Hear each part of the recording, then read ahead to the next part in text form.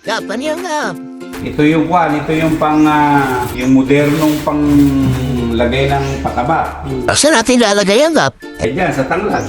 Natangladan. Binili ni bossing ito. Titingnan natin kung gagana. Kung effective ba, ano? Oo. Kasi mabilis itong pangkwan. Meron mga saga. Apa?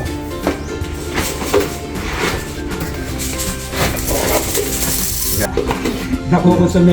Ginaganon. Galingan na. Bawat ganon. Oo. Yung Oo.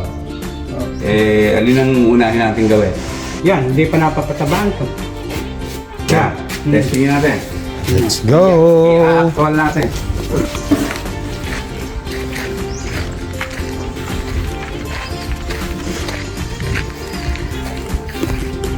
Ayun. I-focus mo. Ayun. Kaya lalakad ka.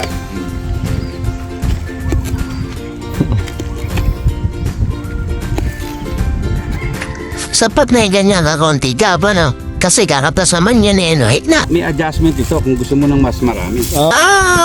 Okay. I-adjust mo ng dino. Ayun. Pagka in-adjust mo ng pag ganon, dadami yung lalabas. Lalabas.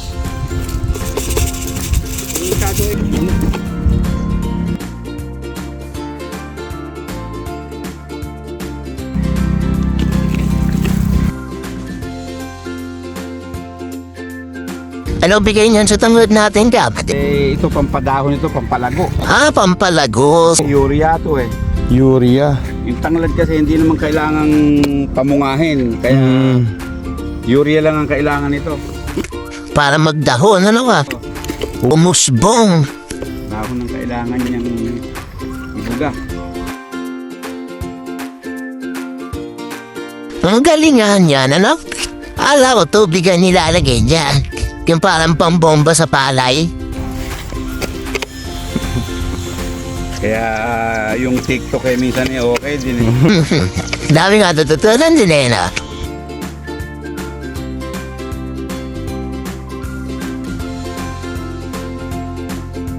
Takpak lang eh oh.